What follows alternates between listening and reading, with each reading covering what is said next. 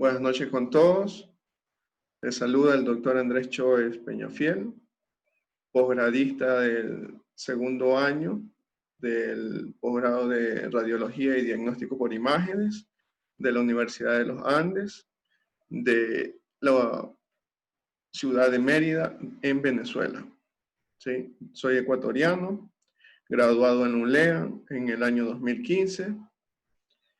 Y pues hoy día pues vamos a ver apendicitis con un enfoque imagenológico en relación a un caso clínico. Vamos a dar inicio a esta charla, pues la metodología de esta charla pues va a ser de la siguiente manera. Tenemos primero pues vamos a empezar con un caso clínico que se vio acá en el Hospital de los Andes y posteriormente vamos a hacer la revisión bibliográfica.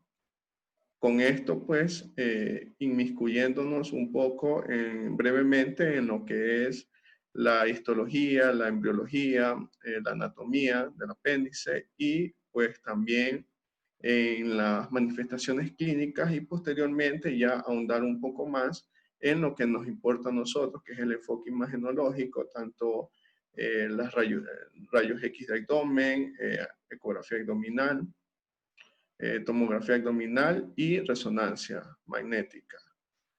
Pues entonces damos inicio.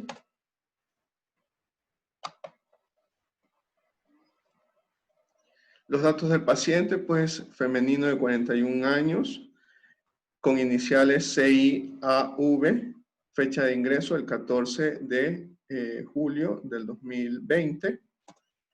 Dentro de la enfermedad actual, pues se trata de paciente femenino de la cuarta década de la vida, natural y procedente de acá de Mérida, quien refiere inicio de enfermedad actual el día 13 de julio, caracterizado por dolor abdominal generalizado, de gran intensidad, de carácter continuo, con náuseas y vómitos en número de 4, tipo alimentario, sin alteración del ritmo deposicional, ni cesación distérmica. En vista de lo cual, pues acudió a la emergencia del Hospital Universitario de los Andes, en donde deciden su ingreso. Dentro de los antecedentes patológicos familiares, madre hipertensa e hipotiroidea, padre con diabetes mellitus tipo 2, dentro de los antecedentes patológicos personales, la paciente era hipertensa y diabética mal controlada. Dentro de los hábitos psicobiológicos, ella refiere hábito tabáquico desde los 20 años hasta la actualidad, refiere 4 cigarrillos diarios, toma café 2 veces al día, hábito alcohólico ocasional y ocupación, pues era maestra, era profesora. Dentro de los antecedentes ginecobstétricos, tenemos pues menarquia a los 15 años, ciclos menstruales regulares cada 28 días, duraban de 3 a 4 días, tuvo 3 gestas, 2 cesáreas y un aborto. Al examen físico, la paciente con signos vitales, tensión arterial 130/70, temperatura 37.9 grados centígrados, frecuencia cardíaca 95 latidos por minuto, frecuencia respiratoria 24 respiraciones por minuto con una saturación de un 96%. Al aspecto general, pues la paciente hidratada, febril, adecuada coloración en piel, escleras y mucosas, cabeza normocéfalo, mucosa oral húmeda. A nivel del otorrinolaringológico, pues sin alteraciones, cuello móvil, simétrico, no doloroso, se palpan adenomegalias, no se palpan adenomegalias ni tumoraciones. En el tórax, pues simétrico, normoexpansible, murmullo vesicular audible, no se ocultan ruidos sobreagregados. Los ruidos cardíacos, pues rítmicos, normofonéticos, sin soplos audibles. A nivel abdominal, pues ligeramente distendido, ruidos hidroaéreos presentes, blando de pesible, doloroso a la palpación en hipogastrio, a la palpación profunda en hipogastrio, con predominio derecho, sin signos de irritación peritoneal. Dentro de las maniobras, pues McBurney positivo, Bloomberg negativo y SOAS negativo. En las extremidades, pues simétricas, eutróficas, móviles y sin edemas. Y a nivel neurológico, vigil, orientado en las tres esferas, en persona, tiempo y espacio, sin déficit motor ni sensitivo. Dentro de los paraclínicos, pues realizados el día del ingreso, presentaba hemoglobina de 12.4, hematócrito 41%, leucocitos 11.8, plaquetas 247.000, linfocitos 19%, monocitos 1% y neutrófilos 80%. Le hicieron glicemias en ayunas, presentó 112, creatinina 0.71, urea 15, sodio 134, potasio 3.9, cloro 107. Dentro de los tiempos estaban normales TP 11.4, TTP 31 segundos, HIV y BDRL negativos, no reactivos. Al examen pues del ureanálisis, aspecto turbio, color amarillo con un pH de 6.5, cuerpos cetónicos negativos, leucocitos 2 a 3 por campos y células epiteliales 2 por campo. Dentro del algoritmo imagenológico que se utilizó en esta paciente, que solicitaron los médicos cirujanos, le realizaron pues una rayos X de abdomen y una ecografía abdominal. El mismo día del ingreso tenemos las rayos X de abdomen. Para presentar acá esta RX de abdomen en posición de cúbito supino. En posición de cúbito supino, en donde pues observamos pues la silueta hepática a nivel pues del arco, del línea media, pues observamos asas delgadas dilatadas y pues delimitamos a nivel línea media y flanco izquierdo, fosa ilíaca izquierda, delimitamos esta gran asa dilatada con sus paredes radiopacas en relación a edema, ¿sí? Esto se denomina pues el signo de del asa centinela. Observamos que hay una adecuada visualización también de del músculo psoas del lado izquierdo, pero no observamos una buena diferenciación a nivel del músculo psoas del lado derecho. A nivel del marco colónico, en colon ascendente, delimitamos pues el patrón de migas de pan en relación a materia fecal. Y lo patológico, pues también vemos que hay esclerosis tanto de la articulación sacroiliaca como de los techos acetabulares, ¿sí? Se realizó pues la ecografía abdominal, teniendo pues el paciente estaba en ayunas, pues se realiza esta ecografía a nivel abdominal con transductor convex en modo B, en donde pues se visualiza el lóbulo hepático derecho, ¿sí?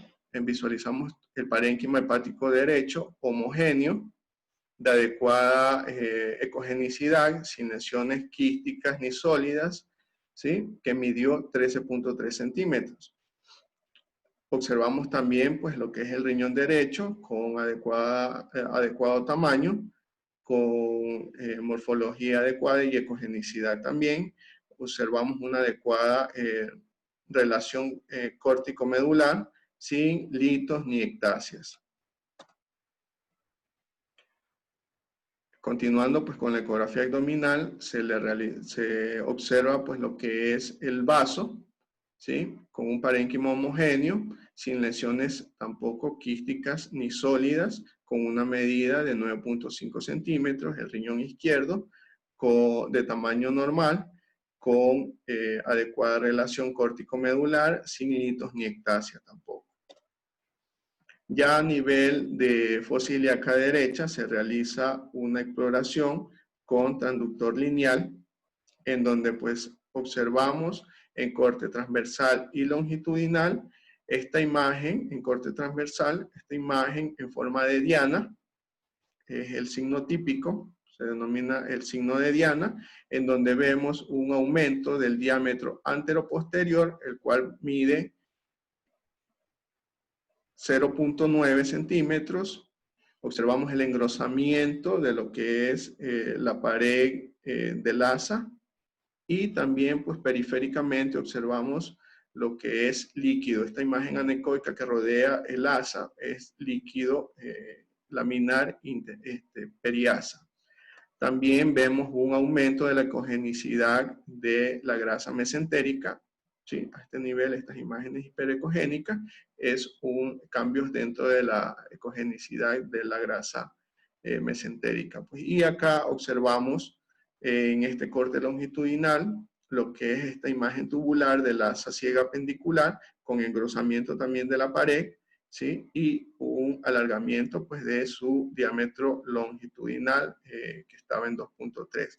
Aquí lo que nos importa a nosotros, dentro de la imagenología, es el diámetro anteroposterior, ¿sí? El diámetro anteroposterior que se mide en corte transversal, que debe de ser hasta 0.6 centímetros o 6 milímetros. Y el diámetro del grosor de la pared, que debe ser hasta 0.3 centímetros. ¿Okay? Dentro de las conclusiones, pues tenemos pues, signos ecográficos sugestivos de apendicitis, ya que vimos el signo de Diana, los cambios de la ecogenicidad de la grasa mesentérica, que son signos indirectos, y el líquido periasa, líquido laminar periasa. Hablando pues sobre la revisión bibliográfica, ya entrando a la apendicitis aguda, recordando un poco brevemente lo que es la embriología, recordemos pues que el apéndice pues se va a formar a partir de la 8ª semana de gestación, va a ser un derivado del intestino medio y va a formarse por una evaginación del ciego. Va a tener un diámetro de 6 a 9 centímetros y un grosor de 0.5 a 1 centímetro. Dentro de la histología, pues va a tener la misma morfología que todas las asas intestinales, pues ya que va a contar con mucosa, va a contar con submucosa, la muscular y la serosa, que es la capa más externa. El apéndice, pues su función específica va a ser la secreción activa de inmunoglobulina A. Dentro de la anatomía, pues tenemos que normalmente va a estar ubicada posterior a la válvula iliocecal, y va a estar ubicada a nivel pues, de la fosa ilíaca derecha. Pero también vamos a tener variantes de posición, pues ya pueden ser estas altas a nivel pues, del hígado, del flanco derecho, o puede ser pues baja, que puede llegar incluso hasta la zona de la sínfisis del pubis, y también puede ser una presentación larga o una presentación ectópica que se puede dar hasta la fosa ilíaca derecha. Dentro de las presentaciones ectópicas tenemos el situs inverso, la malrotación intestinal y la apéndice larga hasta la fosa ilíaca izquierda. Acá tenemos las variantes de orientación según el porcentaje, ¿sí? Tenemos que la retrocecal, el apéndice retrocecal va a ser la más frecuente con un 65.3%, mientras que la pélvica va a tener una presentación de un 31%, la subcecal, tenemos la presentación subcecal con un bajo porcentaje, ya con un 2.3%, la preiliar con una presentación de 1%, la retroiliar con una presentación de 0.4% y una paracólica o paracecal, ¿sí? Que va a tener una presentación de 0.3%, que es la más infrecuente de todas. Dentro de la vascularización, pues vamos a recordar que va a estar dada principalmente por la arteria apendicular, que va a ser rama de la arteria ileocólica, y esta a su vez pues se va a generar pues de la arteria mesentérica superior en la aorta abdominal, inferior a lo que es el tronco celíaco. Dentro del drenaje venoso tenemos que va a iniciar pues la red capilar, que va a recubrir toda la serosa del apéndice, las vénulas, la vena ileocólica, que va a desembocar en lo que es la vena mesentérica superior, y esta a su vez en la vena porta. Dentro del drenaje linfático, pues van a estar inmiscuidos lo que son los ganglios pre- y retrosecales, los ganglios apendiculares y los ganglios hilocólicos. Y en la inervación, pues va a tener tres tipos de inervación, que va a ser el plexo celíaco, el mesentérico, que van a dar el dolor visceral, y el plexo muscular, que va a dar el dolor somático. Dentro de su epidemiología, pues esta es la principal causa de abdomen quirúrgico en el mundo. Tiene un riesgo de vida, riesgo durante la vida, pues de un 6 a 7% de que se presente esta patología. Su pico máximo varía entre los 10 y los 30 años de edad. Y no existe, como vemos aquí, esta relación hombre-mujer 1.4 a 1. No existe una predilección en el sexo o en el género. Dentro de su etiología, pues hay 4 tipos principales de etiología. Los fecalitos, que es una de las principales, que tiene un 35, un 65% de presentación, que se va a dar principalmente en los adultos. En la hiperplasia de tejido linfoide, con un 60% de presentación, se va a dar en adultos, jóvenes y en adolescentes. Cuerpos extraños, que se puede dar en un 5%, entre ellos pues restos de vegetales, semillas, parásitos intestinales, inclusive medios de contraste. Y las tumorales, las etiologías tumorales son menores de 1%, dentro de ellos pues hay que considerar lo que es el tumor carcinoide, el mucocele y los adenocarcinomas. Tenemos dentro de la fisiopatología, tenemos pues que va a existir, según la etiología, igual va a existir una obstrucción de la luz apendicular, en donde pues el asa pues se va a cerrar, y esto va a producir dentro de ella acumulación de moco, distensión apendicular y aumento de la presión intraluminar, lo que nos va a dar un dolor visceral.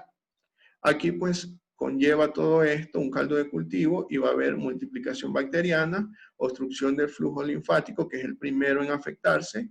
Posterior a este se afecta lo que es el flujo venoso, el drenaje venoso, y va a existir pues con ello una ingurgitación y congestión de la mucosa, que va a conllevar a úlceras, y se van a aumentar o van a existir una translocación bacteriana con irritación del peritoneo parietal, lo que va a dar un dolor somático. Y todas esta cadena pues va a conllevar a una obstrucción arterial, y posterior a esto la perforación. Tenemos la clasificación, pues la apendicitis aguda no complicada, entre ellas la catarral y la flemonosa, y la apendicitis aguda pues complicada, la gangrenosa y la perforada. Dentro de sus manifestaciones clínicas tenemos los dolores típicos y los atípicos. El dolor típico pues va a estar compuesto o va a presentarse con un dolor abdominal en epigastrio y mesogastrio, y que posterior a 4 a 6 horas va a migrar hacia la fosa ilíaca derecha, ¿sí? Cuando el apéndice no tiene variantes anatómicas, ¿ok? Y el dolor atípico, pues depende también de la variación anatómica, ya que si se va a presentar un apéndice pélvico, va a la sintomatología, pues va a ser dolor suprapúbico y síntomas urinarios. Si va a existir un apéndice que se va a extender hasta fosa ilíaca izquierda, principalmente va a existir dolor en fosa ilíaca izquierda. Todas las maniobras en esta de aquí, pues se van a ser positivas en el lado izquierdo. Si existe dolor, si existe un apéndice subhepática, va a presentar el paciente pues dolor en hipocondrio derecho. Y si existe apéndice retroiliar, pues va a presentar dolor inguinal y síntomas urinarios. Dentro pues del diagnóstico, sabemos pues que va a ser esencialmente clínico, ¿sí? Dentro de la patología del dolor típico, va a presentar un 50-70% y en el dolor atípico pues se va a diagnosticar en un 20-30% y va a ser muy utilizada lo que es la escala de Alvarado, que todos nosotros pues ya la hemos estudiado y la conocemos muy bien a la perfección, más los cirujanos. Y pues dentro de esto, esta escala pues nos va a ayudar mucho, ya que va a evaluar lo que son síntomas, signos y exámenes de laboratorio. Dentro de los síntomas pues tenemos la migración, que da un puntaje de 1, la anorexia, los vómitos da un puntaje de 1. Dentro de los signos, el dolor en fosa ilíaca derecha pues ya nos aumenta el puntaje en 2. El dolor en rebote, la elevación de la temperatura mayor de 38 grados, ya nos da un puntaje de 1, y la leucocitosis mayor de 10.000 nos da un puntaje de 2, y la desviación a la izquierda o desviación de Schilling con neutrofilia mayor de 75% nos da un puntaje de 1.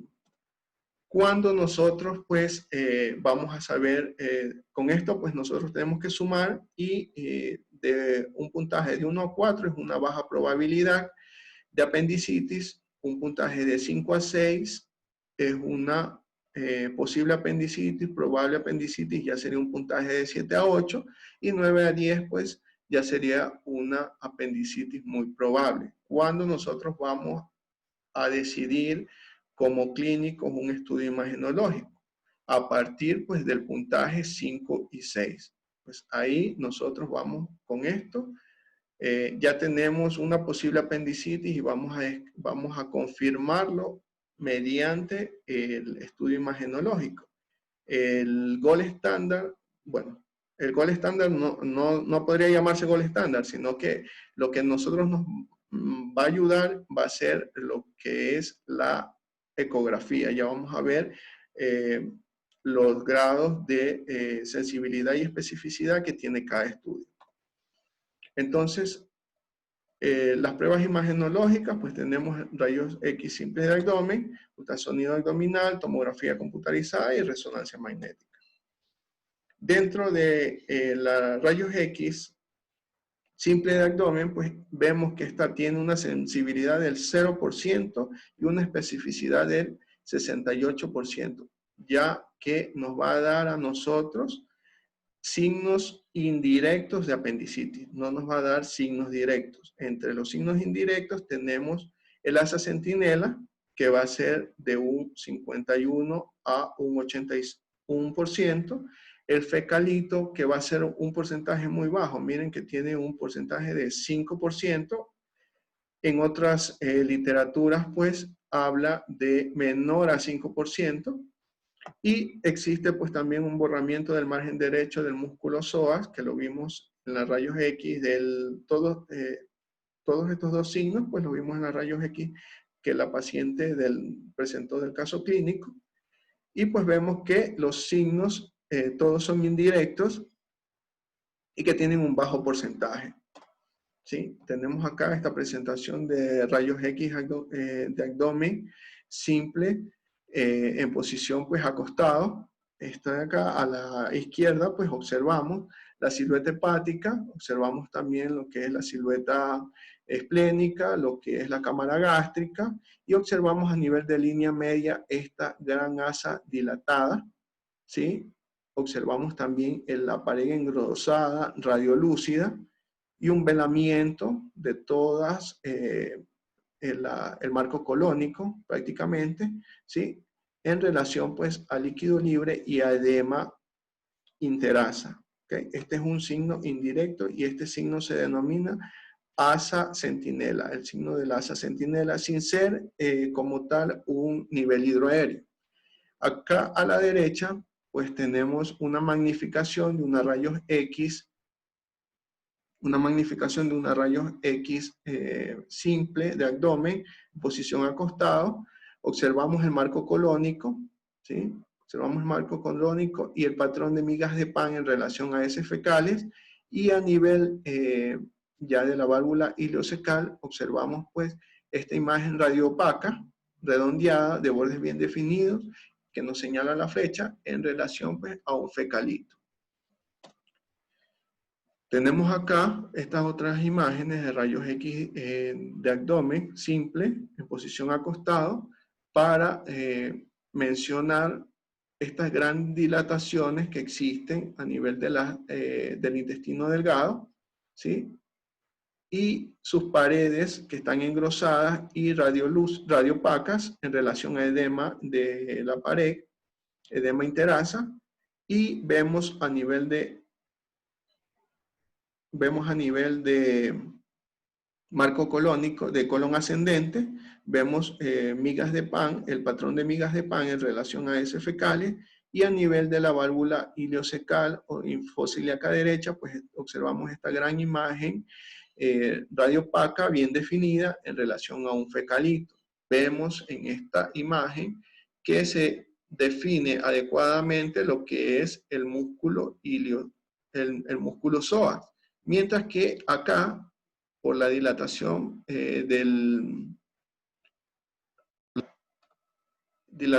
tanto del colon ascendente, ¿sí? Y la interposición de las migas de pan, pues no podemos observar adecuadamente lo que es el músculo iliozoa. Recordemos que ese es un signo indirecto, ¿sí? Observamos acá en esta imagen, a la derecha, pues el músculo para denotar sobre todo lo que es el músculo iliozoa, el músculo psoas a nivel derecho, y que a nivel izquierdo pues no podemos delimitar adecuadamente sus bordes, mientras que en el lado izquierdo lo delimitamos bien, muy bien, ¿sí? La presentación se va a acabar en 2 minutos, pero por favor se vuelven a conectar, ¿sí? Ya que solamente dura pues 40 minutos. Y tenemos acá estos otros ejemplos pues, de asa centinela, del signo del asa centinela. Recordemos que este signo se puede presentar entre un 51 a un 85, un 81% en todos los casos de apendicitis, y que es un signo indirecto. Observamos esta gran asa a nivel de línea media, esta gran asa dilatada, sus paredes engrosadas, radiopacas en relación a edema interasa. Igual manera, en esta rayos X de abdomen simple, observamos esta gran dilatación del asa de intestino delgado, ¿sí? Observamos sus paredes que están engrosadas radiolúcidas en relación pues, al signo centinela y con edema interasa. Tenemos ahora la metodología del ultrasonido abdominal. Vemos que esta pues tiene una mayor sensibilidad con un 60 al 96% y una especificidad del 85 al 98%. Estos valores pueden cambiar dependiendo, ya que sabemos que el estudio de ecografía o de ultrasonido pues es operador dependiente. Entonces, esto va a variar dependiendo de la experiencia del operador, ¿sí? Dentro de los signos directos que tenemos en la ecografía, en el corte longitudinal se va a observar una asa tubular dilatada ciega, y en el corte transversal se va a ver el signo de Diana con un diámetro anteroposterior mayor de 6 milímetros. ¿Okay? Se va a observar como signo indirecto lo que es los cambios inflamatorios de la grasa circundante, de la grasa mesentérica, va a aumentar la ecogenicidad, y cuando existe perforación, va a presentar pues colección de fluido periapendicular, su pared va a ser irregular y muchas veces se puede ver el apendiculito. Cuando se le coloca efecto Doppler Color, pues este de aquí va a tener su pared, la pared del apéndice engrosada, va a existir un aumento de la vascularización y tiene una sensibilidad del 87%. Tenemos entonces esta imagen, ecografía en modo B con transductor lineal en corte longitudinal, en donde observamos el asa ciega apendicular, ¿sí? Con pared engrosada, vemos la pared